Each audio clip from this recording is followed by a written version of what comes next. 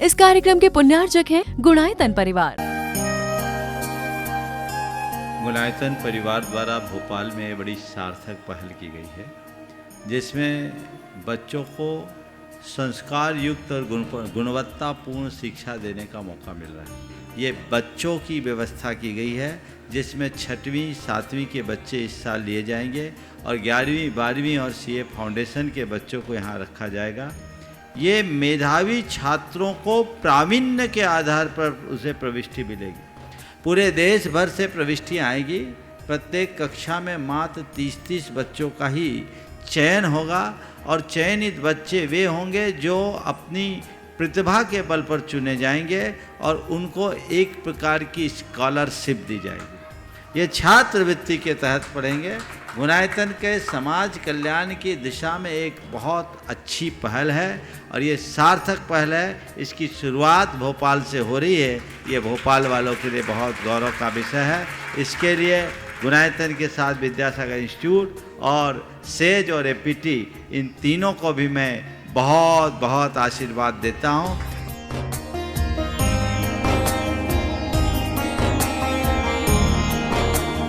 एक आदर्श और व्यवस्थित दिनचर्या का लक्ष्य प्राप्ति में बहुत बड़ा योगदान होता है।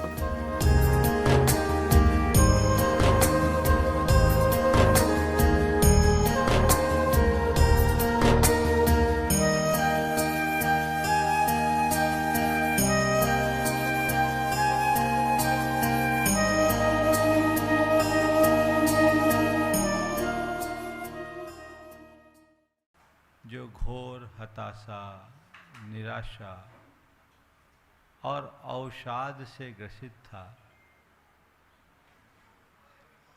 भारी मन से मनोचिकित्सक के पास गया। उसे अपनी मन की व्यथा सुनाई और कहा, मुझे आप कोई उपचार बताएं। मनोचिकित्सक ने कहा, भाई तुम इतने हैरान परेशान हो। तुम्हें पता है इस शहर में एक बड़ा नामी जोकर है जो रोते को भी हंसाता है। पूरा शहर उसके नाम के पीछे पागल है। तुम उसके पास चले जाओ, हंसाएगा, गुदगुदाएगा, खिलखिलाओगे, तुम्हारा सारा अवसाद दूर हो जाएगा। बोले उससे कोई फ़ायदा नहीं हो। बोले उससे कोई फ़ायदा नहीं हो। बोले क्यों? बोले वो जोकर मैं ही हूँ। वो जोकर मैं ही हूँ। ये जीवन की बहुत बड़ी सच्चाई को रेखांकित करता है। आज मनुष्य सामने कुछ है, लेकिन उसके भीतर कुछ और घटता दिखता है। हर व्यक्ति भीतर से बड़ा परेशान है। उसका चित्त अवसाद से ग्रसित दिखाई पड़ता है। अंदर ही अंदर व्यक्ति बहुत ज़्यादा हताशा, निराशा, थकान, तनाव से अपने आप को ग्रसित महसूस करता है। और ये समस्या आम हो गई है, जो हमारे पूरे जीवन को निस्सत्व कर देती है। जब मनुष्य के मन में अवसाद का कोई भी लक्षण प्रकट होता है, तो उसका जीवन सत्वहीन जैसा हो जाता है। संत कहते हैं, जीवन अवसाद के साथ नहीं, आह्लाद के साथ जियो। अवसाद आह्लाद में परिवर्तित होगा जब द्वंद्व मिटकर आनंद में बदलेगा। अवसाद से आह्लाद, द्वंद्व से आनंद, अशांति से शांति और दुख से सुख का मार्ग ही अध्यात्म का मार्ग है। और यही भावना योग की साधना का मूल प्रयोजन भी। हम अपने जीवन की धारा को कैसे परिवर्तित करें, आज हमें बैठ करके समझना है। सबसे पहली बात तो ये है कि हम अपने मन को झांक कर देखें कि मेरे अंदर अवसाद के कोई लक्षण तो नहीं है।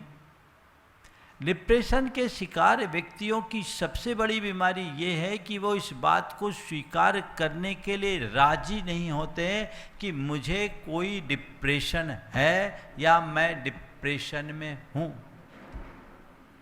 और यही अस्वीकारता उनकी बीमारी को और अधिक भारी बना लेती। मैं इस पर अभी थोड़ी देर बाद चर्चा करूँगा, लेकिन सबसे पहले देखें कि अवसाद के लक्षण क्या है। मन में भारीपन, दीर्घकालिक उदासी। दीर्घकालिक उदासी और मन का भारीपन अवसाद का पहला लक्षण है। ऐसे तो अनेक लक्षण हो सकते हैं, पर मैंने 4 में उन्हें समाहित किया। दीर्घकालिक उदासी और मन का भारीपन ये अवसाद का पहला लक्षण है। आप अपने मन में उतर करके देखें, उदासी जैसी लगती है या उत्साह दिखता है। यदि आप अपने प्रति उत्साहित हो तो आप ठीक, आप अपने कार्यों के प्रति उत्साहित है तो ठीक, लेकिन आपके मन में उदासी या अलसायापन है तो ये ठीक नहीं है। अपने आप को उस उदासी से बाहर लाने की जरूरत है। हमें ये देखने की आवश्यकता है कि ये हम क्या कर रहे हैं, हमारी स्थिति क्या है। जांचे। आज ऐसा अध्ययन आया है, मेरे पास आई थी, कि भारत में 8.5 करोड़ लोग डिप्रेशन के शिकार हैं। ये तो एक सरकारी आंकड़ा, जिसमें 8.5 करोड़ लोगों को बताए वे लोग जो रजिस्टर्ड हुए हैं किसी फिजिशियन से, उनने संपर्क किया तब। अगर देखें तो इससे कहीं ज़्यादा लोग ऐसे होंगे जो अपने आप को डिप्रेशन का शिकार मानते ही नहीं। तो अगर हम लें तो दोनों को मिला करके अगर हम चले तो मेरे अनुमान से 25 करोड़ लोग तो होंगे ही, और 135 करोड़ में देखें तो इस हिसाब से हर 5वां व्यक्ति इस बीमारी का शिकार है, जिससे किसी न किसी रूप में इसके लक्षण दिखते हैं। तो दीर्घकालिक उदासी या मन का भारीपन डिप्रेशन का पहला लक्षण। दूसरा है अरुचि और सकारात्मक कार्यों में अनिच्छा। सत्यहीन, जैसे प्राण निकल गए हों, अंदर का खून निकाल कर किसी ने बाहर कर दिया। मन में अगर अरुचि है और अनिच्छा का अभाव है, किसी अच्छे कार्य को करने के लिए उत्साह का अभाव दिख रहा है, तो समझना चाहिए कि ये डिप्रेशन की शुरुआत है। ये हमें देखना है। मन में थकान, आलस या एनर्जी लॉस दिख रहा है, ऊर्जा की कमी दिख रही है, तो इसे भी आप डिप्रेशन के लक्षण के रूप में देख सकते हैं। और नींद और भूख का असंतुलन भी डिप्रेशन का लक्षण है। नींद ज़्यादा आना और नींद ना आना, ये बीमारी है। भूख अधिक लगना और भूख न लगना, ये भी बीमारी। मुझे लगता है कि आजकल ज़्यादातर लोग इन 4 में से किसी न किसी एक के शिकार हैं। तो ये लक्षणों को हमें अपने भीतर खोजना है पहली बार, और ये लक्षण है तो इनके कारण भी होंगे। क्यों? इस अवसाद का सबसे पहला कारण है अत्यधिक तनाव। तनाव मन को अवसाद से भर देता है। जब व्यक्ति के साथ तनाव बढ़ता है, तनाव बढ़ता क्या हूँ, जब परिस्थितियाँ कुछ और होती है, मनस्थिति कुछ और होती है, परिस्थिति और मनस्थिति के मध्य जब तालमेल नहीं हो पाता, तनाव आ जाता। हम एडजस्ट नहीं कर पाते चीज़ों को व्यवस्थाओं के अनुसार। ये कई प्रकार का होता है। काम का तनाव, परिस्थिति जन्य तनाव, अपने स्वास्थ्य का तनाव, अपने दायित्वों का तनाव, न जाने कितने प्रकार का तनाव। तनाव डिप्रेशन की पूरी भूमिका बनाता है। दूसरा कारण है अकेलापन अथवा संबंधों का विच्छेद, संबंधों का टूटना। जब हमारे संबंध टूटते से दिखते हैं, हमारे मन में अकेलापन की अनुभूति होने लगती है, तो वह भी हमें अवसाद से भर देता है। ऐसे लोग कई बार डिप्रेशन के शिकार हो जाते हैं। एक आदमी तो इसलिए डिप्रेशन में चला गया कि उसके बेटा और बेटी दोनों उसकी इच्छा के विरुद्ध भारत से बाहर चले गए। 2 ही संतान थे, 2 ही चले गए। वो चाहते नहीं थे, अब चले गए, अब क्या करे। उस आदमी को ये लगा जीवन निरर्थक है, अब मैं किसके लिए जीऊं। जिनके लिए मैंने इतना बड़ा साम्राज्य खड़ा किया, काफ़ी लंबा चौड़ा कारोबार था, अच्छी संपत्ति थी, अब उनको कौन भोगेगा। डिप्रेशन। बहुत ज़्यादा नकारात्मक विचारों का संचय हो जाना और अपने अंदर आत्महीनता की भावना आ जाना, स्वयं के प्रति नकारात्मकता, औरों के प्रति नकारात्मकता के बढ़ जाने से भी व्यक्ति डिप्रेशन का शिकार होता है। उद्देश्यहीनता, उद्देश्यों की कमी डिप्रेशन का चौथा कारण। इन कारणों से व्यक्ति डिप्रेशन में आता है। अब सवाल है महाराज, काम का बोझ होगा, थोड़ा बहुत तो तनाव होगा ही। आज का जो सिस्टम है, अकेलापन तो आता ही है और संबंधों के टूटने से हम रोक नहीं सकते। नकारात्मकताएं हम पर हावी हो ही जाती है। तो कहते देखो भाई, 2 चीज़ें तो होती है, उनसे अप्रभावित रहने का रास्ता भी बताया जा सकता है। पर 2 चीज़ें हैं जो हम अपने भीतर खुद जनरेट करते हैं, उसे अपने स्तर से समाप्त किया जा सकता है। वह अपने प्रति या औरों के प्रति नकारात्मकता या हीन भावना की वृद्धि और उद्देश्य विहीनता। जीवन में एक अच्छा उद्देश्य हो, उस उद्देश्य से अनुबंधित होकर यदि हम कोई काम करें, अंदर उत्साह होगा। अपने अंदर की नकारात्मकता को यदि हम समाप्त कर लें, जीवन में उल्लास होगा। तो ये अवसाद के लक्षण और कारण तो मैंने बताया। परिणाम क्या है? जब व्यक्ति डिप्रेशन से ग्रसित होता है, अवसाद में रहता है, क्या स्थिति होती है? सबसे अलग थलग अपने आप को कर देता है। वो सामाजिक अलगाव और संवादहीनता की स्थिति में आ जाता है। गुमसुम, न किसी से बोलना, न चालना, न मिलना, न जुलना, कोई किसी से मतलब नहीं रखता, उसकी दुनिया अलग होती। एक व्यक्ति बहुत ज़्यादा डिप्रेशन में था, वो सुबह से सोने तक कमरे में ही बंद रहने लगा। Deep depression. कई बार तो 5-5 दिन तक कमरा ना खोले, खाना भी ना खाए। परिवार भी परेशान। लेकिन ये चीज़ें जब ऐसी हो जाती है और बढ़ जाती है तो इस तरीके के परिणाम आ जाते हैं। निर्णय क्षमता में बाधा। डिप्रेशन में भरा व्यक्ति कोई निर्णय नहीं ले पाता। वो कोई निर्णय नहीं ले पाता, अनिर्णय। उसको कुछ समझ में नहीं आता कि मैं क्या करूं क्या ना करूं।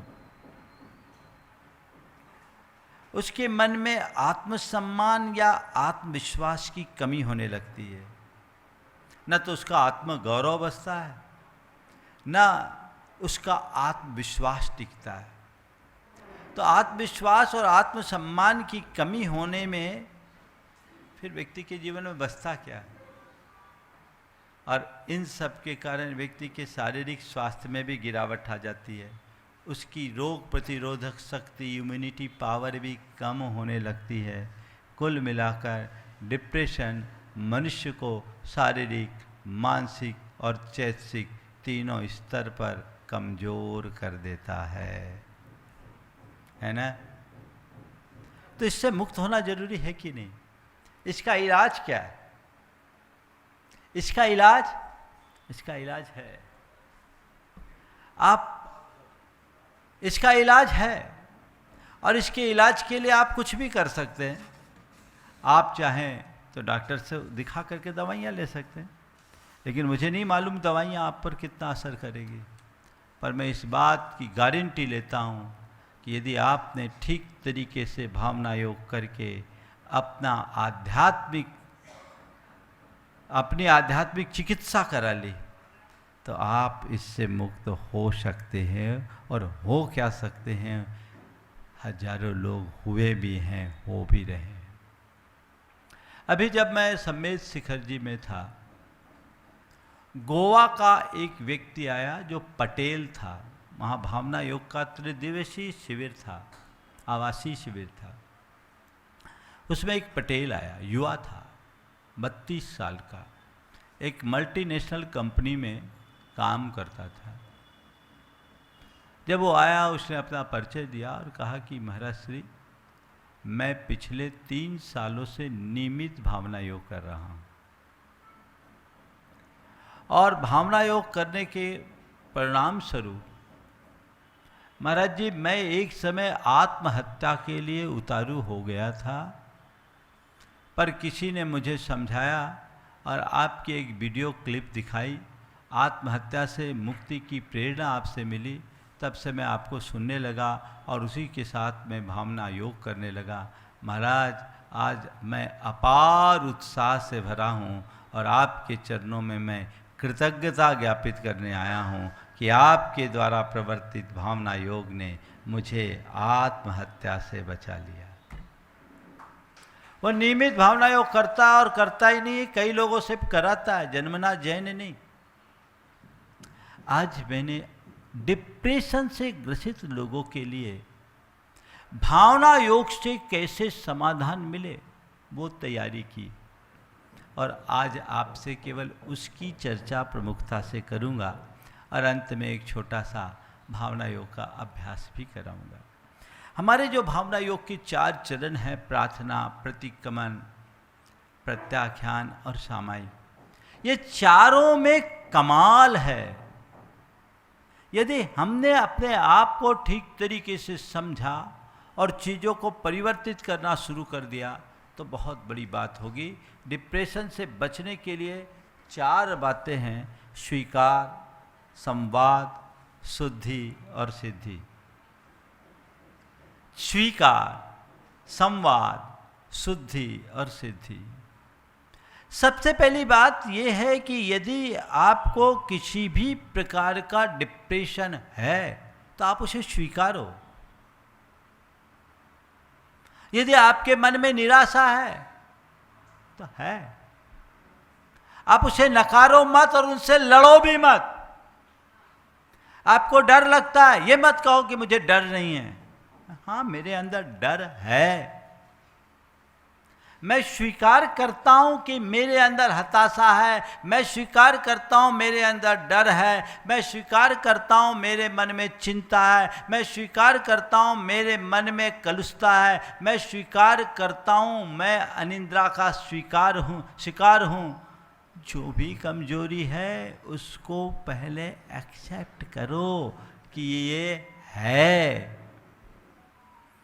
जब तक आप अपने आप को बीमार नहीं मानोगे तो फिर चिकित्सा कैसे होगी।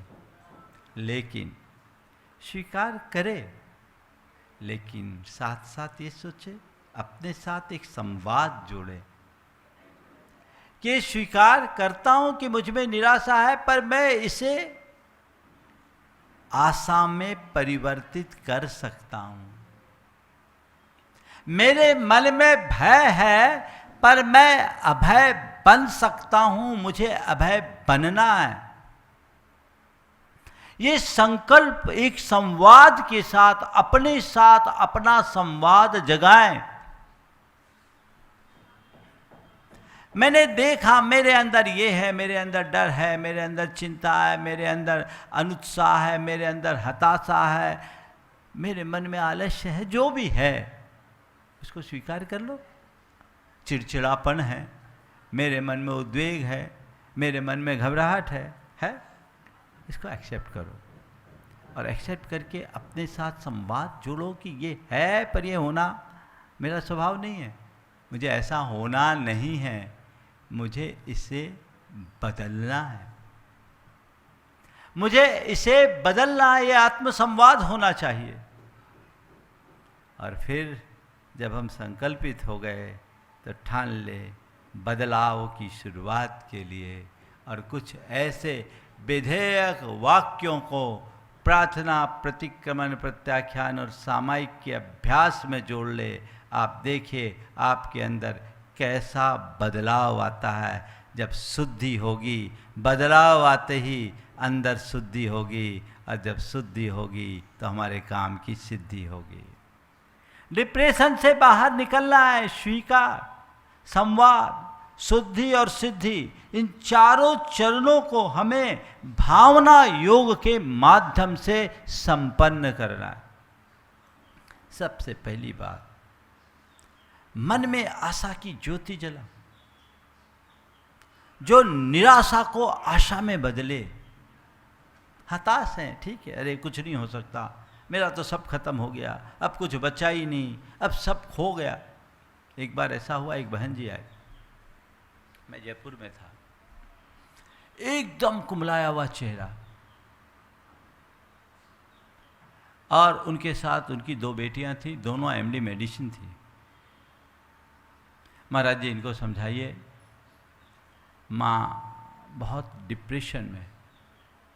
मैंने बोला महाराज मेरा सब खत्म हो गया, मेरा सब खत्म हो गया। क्या हो गया, क्यों परेशान? वो जयपुर के पास एक गांव में रहती थी, उनके पति भी एक डॉक्टर थे। असमय में उनकी मृत्यु हो गई। 200 बीघा ज़मीन थी, उसके थोड़े से हिस्से पे कुछ लोगों ने कब्जा कर लिया, और उनके पारिवारिक संपत्ति, पैतृक संपत्ति में उनको जो उनकी अपेक्षा के अनुकूल था वह मिल नहीं पा रहा था। तो वो उसको लेकर के बहुत चिंतित थी, और उसे लगा कि मेरा सब हो गया। तो वो बोलने लगी, मेरे पति चले गए महाराज, मेरा सब खो गया, मेरा कुछ भी नहीं बचा, मेरी सारी संपत्ति को मेरे जेठ ने हथिया लिया है, और कुछ संपत्ति पर दूसरे लोगों का कब्जा हो गया। महाराज मैं थोड़ी देर उसकी बात सुना, फिर मैंने उससे कहा, धनी गया उसका दुख नहीं, धन गया उसका दुख क्यों? धनी चला गया, तुम पति गया इसका रोना नहीं रो रहे हो, पति की संपत्ति जा रही उसका रोना रो रहे हो। क्यों रोना रो रहे हो? तुम्हारा क्या गया? तुम्हारी असली संपत्ति वो नहीं जो बाहर है, तुम्हारी असली संपत्ति ये 2 बेटियां हैं जो दोनों एमडी मेडिसिन हैं, मेडिकल प्रैक्टिशनर है और अच्छा काम करे। बेटियों ने कहा महाराज हम लोग मम्मी को समझाते हैं वो सुनती नहीं। मैंने कहा इसको भूल जाओ, जो तुम्हारा है वो कभी जाएगा नहीं, जो जाएगा वो तुम्हारा नहीं। और तुम ये क्यों सोचती हो कि लोगों ने कब्जा कर लिया तो मेरा बचा ही नहीं? दुनिया में बहुत सारे लोग हैं जो चीज़ों को सल्टा लेते हैं, और थोड़ा बहुत समझौता करके अपना काम करो। जो तुम्हारा है वो कभी जाएगा नहीं, और जो जाएगा वो तुम्हारा नहीं। न पति तुम्हारे थे, न पति की संपत्ति तुम्हारी है। सच पूछो तो ये शरीर भी तुम्हारा नहीं है। तुम क्या हो इसे पहचानो। जिस पल तुम इसे पहचान लोगे तुम्हारा कुछ भी नहीं खोया। और फिर मैंने उसे समझाया कि ये बताओ, तुम कह रही सब कुछ चला गया, कितनी ज़मीन है? बोले 200 बीघा। बोले कितनी बीघा में कब्जा है? बोले 7-8 बीघा। हम बोले 193 बीघा तो है। दुनिया में तो ऐसे जिनके पास 2 बीघा की भी ज़मीन नहीं है। तुम इन सब चीज़ों को क्यों खो रही? जो खो गया उसको भूल जाओ, जो बचा है उसे संभाल लो, जो बीत गया उसे विसार दो, जो आने वाला है उसका इंतज़ार करो। अपने मन में आशा की ज्योति जलाओ, निराशा को आशा में बदलने का अभ्यास। डिप्रेशन या अवसाद से बचने का पहला उपाय आशा की ज्योति जलाना, निराशा को आशा में बदलना। दूसरा, अपने अंदर अपने साथ संवाद करना और सकारात्मक आत्म संवाद, उत्साहवर्धक वाक्यों का नियमित उच्चारण करना। कुछ उत्साहवर्धक, जैसे अपने आप को आप एकदम उत्साहहीन देखते हो तो मैं उत्साहित हूँ। अपने आप को हीन महसूस करते हैं, मैं ऊर्जावान हूँ। अगर आपको लगता है कि सब तरफ मेरे विरोधी लोग हैं, तो आप देखें सभी मेरे मित्र हैं, सभी मेरा सहयोग करते हैं। इस तरह के सकारात्मक और विधायक वाक्यों का बार बार यदि उच्चारण करते हैं, ये संवाद बनता है। ये संवाद हमारे जीवन के परिवर्तन का आधार बनता है। और तीसरी बात, चैतन्य उपस्थिति अपनी होनी चाहिए। वर्तमान क्षण में पूर्ण रूप से अपने आप को स्थित रखे कि यहाँ जो मैं हूँ वो मेरा है, वो कहीं जाने वाला नहीं हूँ। मैं शुद्ध चैतन्य आत्मा हूँ, सोहम। सोहम की बात को सामने रख करके चले तो ये डिप्रेशन अपने आप में दूर हो जाएगा। और फिर आप आत्मकरुणा और आत्मदया से अपनी आत्मा को स्नेहित करो, सिंचित करे। स्वयं के प्रति हम करुणाशील बने, स्वयं के प्रति संवेदनशील बने, स्वयं के हितों के बारे में सोचना शुरू कर दें, तो हम इस तरह की हताशा से अपने आप को बहुत अच्छे से बचा सकते हैं। ये भावना योग का एक आधार है। हम कैसी प्रार्थना करें? जो डिप्रेशन के शिकार है वे लोग, मैं उसकी पूरी प्रार्थना और उसकी पूरी प्रक्रिया बहुत जल्दी आप लोगों को अलग से भी उपलब्ध कराऊंगा। मैं समझता हूँ आज के इस प्रवचन में ही वो आप लोगों को मिल जाएगा। लेकिन आने वाले दिनों में, अभी भैया जी बोल रहे थे 1 साल तक प्रवचन चलेगा। प्रवचन तो रोज ही होना है, चलेगा, पर मैंने इस साल सोचा है कि 1 साल तक एक एक अक्षर तक ही प्रवचन करूं। किसी एक अक्षर पर ही पूरा प्रवचन चलेगा। इस वर्ष को मैंने अक्षर वर्ष के रूप में समर्पित करने का भाव जगाया।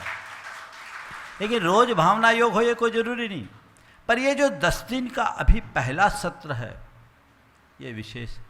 इनमें हमने अपने जीवन के 10 प्रकार के नकारात्मक शब्दों को जो हमारे जीवन में बड़ी गहराई से हावी है, उनसे बाहर निकलने का एक अभ्यास भावना योग के समाधान से कैसे किया जाए वो है। हालांकि एक क्रम अभी और भी चलेगा। हम अपने नकारात्मकता को अपने आप से पूरी तरह मिटाना चाहेंगे, पर ये 10 दिन का एक पूरा अभ्यास पत्रक के साथ आप लोगों को उपलब्ध होगा, जो आप अपने नियमित अभ्यास में ले एक एक समस्या का समाधान आप प्राप्त कर सकते हैं। यदि आपने उसे 21 दिन नियमित कर लिया, आपके ऊपर डिप्रेशन का अंश भी नहीं बचेगा। जो भी प्रॉब्लम हो, चाहे अहंकार हो, चाहे असंतोष हो, चाहे अविश्वास हो, आज अवसाद की बात है, आगे भी एक क्रम पूरा चलेगा। उस क्रम में ये 10 दिन का एक ऐसा पैकेज है जो आपके जीवन का 10 धर्म बन करके उभरेगा और आपके जीवन को 10 कदम आगे बढ़ाने में समर्थ बनाएगा। ये प्रयास सबको करना है। तो हम प्रार्थना करें, भावना योग की प्रार्थना, अपने मन में आशा की ज्योति जलाते हुए। मैं सोचता हूँ साथ साथ भावना योग ही करा दूँ क्या, या चलिए पहले सुन लीजिए फिर लास्ट में कराता हूँ। हम अपने मन में आशा की ज्योति जलाएं। कैसे जलेगी? अपने भीतर बैठे परमात्मा से। अपनी ही आत्मा है, हमारा कोई दूसरा प्रभु या परमात्मा उद्धार करने वाला नहीं। जो मैं हूँ मेरे भीतर का परमात्मा है। जब मैं प्रभु कहता हूँ तो अपने भीतर के परमात्मा को समझना। तो हे प्रभु, मेरी निराशा को आशा में बदल दो। हे प्रभु, मेरी निराशा को आशा में बदल दो। ये बार बार दोहराओ। निराशा आशा में बदल जाए। हे प्रभु, मैं आशावान बनूं। हे प्रभु, मैं आशावान बनूं। ये वाक्य बार बार दोहराओ। मुझे प्रकाश और उत्साह का अनुभव दो। मेरा मन उत्साहित रहे, मेरे मन में प्रकाश हो, तो मुझे प्रकाश और उत्साह का अनुभव दो। मैं ऊर्जा और स्फूर्ति से भरा रहूं। मेरे जीवन में नया सवेरा हो। मैं ऊर्जा और स्फूर्ति से भरा रहूं। मेरे हृदय में हमेशा आशा की लौ जलती रहे। ये प्रार्थना अपने भीतर के प्रभु से जब हम करेंगे तो ये आत्म संवाद हमारे जीवन में आमूल चूल परिवर्तन करेगा। फिर दूसरा चरण है प्रतिक्रमण, जो स्वीकृति है अपने दोषों की, जो अभी मैं कराऊंगा भी, पर थोड़ी व्याख्या आप लोग सुन लो, मैं इसलिए आज इसे थोड़ा सा परिवर्तित किया हूँ। हम प्रतिक्रमण करें, हे प्रभु, अपने अंदर के दोषों को एहसास करते हुए, हे प्रभु, मुझे यह एहसास हो रहा है कि मैंने अपने मन में कब कब निराशा का अनुभव किया, मैं कहाँ कहाँ हताश हुआ हूँ, हताशा किस कदर मेरे भीतर भरी है। मैंने अपने को हताश, निराश और ऊर्जाहीन महसूस किया। मैं आत्महीनता से भरा रहा। मैंने अपने अतीत के दर्द को अपने हृदय में संजोया रखा, अपने मन को नकारात्मक भावों से भरा। मैं उसकी निंदा करता हूँ और उन्हें स्वीकार करता हूँ। हे प्रभु, मैं उन सब को शुद्धि का संकल्प लेता हूँ, अपने भीतर के विषाद को पहचान कर उसे उज्जवल आशा में बदल रहा हूँ। ये है हमारे अंदर का प्रतिक्रमण। फिर तीसरा चरण है प्रत्याख्यान का। मैं हर क्षण उत्साही और जागृत हूँ, एक उत्साह का संकल्प, ये प्रत्याख्यान है। मैं हर क्षण उत्साही और जागृत हूँ। मेरे भीतर ऊर्जा और प्रेरणा का प्रवाह जारी है। मुझ में ऊर्जा है, मुझ में प्रेरणा है, मैं उत्साहित हूँ।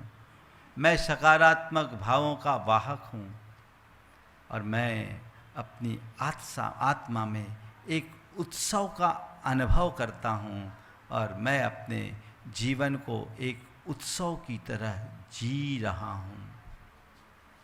ये प्रत्याख्यान है।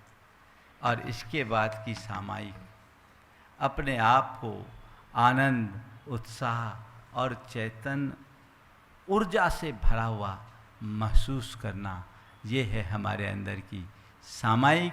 तो इन्हीं चार पर केंद्रित भावना योग को मैं आज आप सबके बीच करा रहा हूँ। आप सब अनुभव करें, अपने मन की सारी परिणतियों को दोहराते हुए अपने अंदर इन वाक्यों को जो मैं बोलूँगा आप उसी अनुरूप दोहराएंगे। एक छोटा सा भावना योग जो लगभग 7 मिनट का होगा और ये 7 मिनट का भावना योग आपको आपके हृदय में आशा का नव संचार करेगा, आपको उत्साह से भरेगा, आपको ऊर्जा देगा, आपको अपने प्रति सकारात्मक बनाएगा, जिसकी आज सबसे ज़्यादा ज़रूरत है। हे प्रभु, आपके चरणों में कोटि कोटि बंदन, कोटि कोटि आभार। हे प्रभु, आपकी कृपा से मुझे जीवन का यह नया दिन मिला। मुझे ऐसी शक्ति दे कि आज का यह दिन अच्छा दिन बन सके। हे प्रभु, मेरा दिन अच्छा दिन बने, सबका दिन अच्छा दिन बने। हे प्रभु, मेरी निराशा को आशा में बदल दो। हे प्रभु, मेरी निराशा को आशा में बदल दो।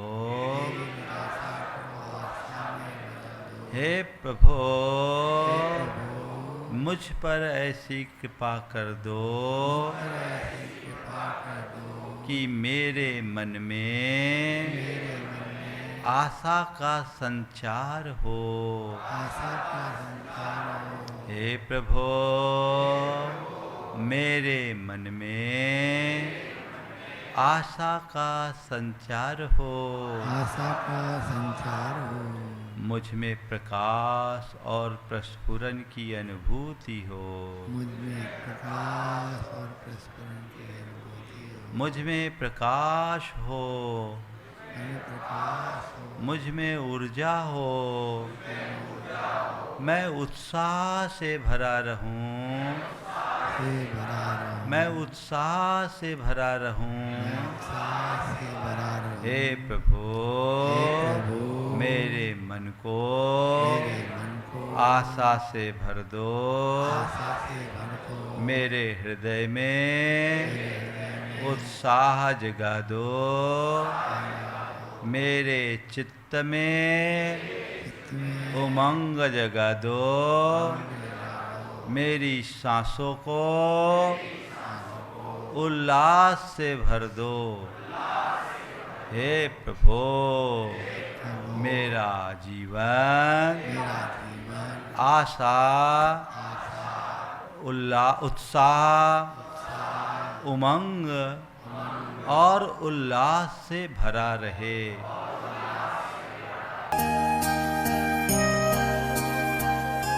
गुणायतन परिवार द्वारा भोपाल में बड़ी सार्थक पहल की गई है, जिसमें बच्चों को संस्कार युक्त और गुणवत्तापूर्ण शिक्षा देने का मौका मिल रहा है। ये बच्चों की व्यवस्था की गई है, जिसमें 6वीं 7वीं के बच्चे इस साल लिए जाएंगे और 11वीं 12वीं और सीए फाउंडेशन के बच्चों को यहाँ रखा जाएगा।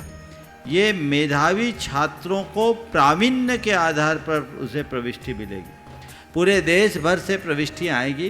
प्रत्येक कक्षा में मात्र 30-30 बच्चों का ही चयन होगा और चयनित बच्चे वे होंगे जो अपनी प्रतिभा के बल पर चुने जाएंगे और उनको एक प्रकार की स्कॉलरशिप दी जाएगी। ये छात्रवृत्ति के तहत पढ़ेंगे। गुणायतन के समाज कल्याण की दिशा में एक बहुत अच्छी पहल है और ये सार्थक पहल है। इसकी शुरुआत भोपाल से हो रही है। ये भोपाल वालों के लिए बहुत गौरव का विषय है। इसके लिए गुणायतन के साथ विद्यासागर इंस्टीट्यूट और सेज और एपीटी, इन तीनों को भी मैं बहुत बहुत आशीर्वाद देता हूँ।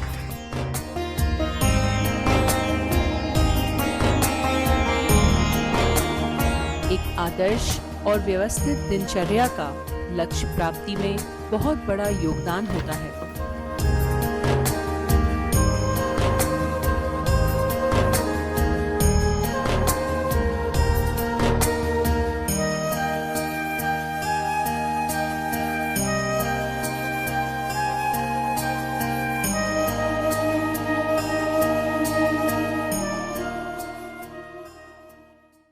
इस कार्यक्रम के पुण्यार्जक थे गुणायतन परिवार।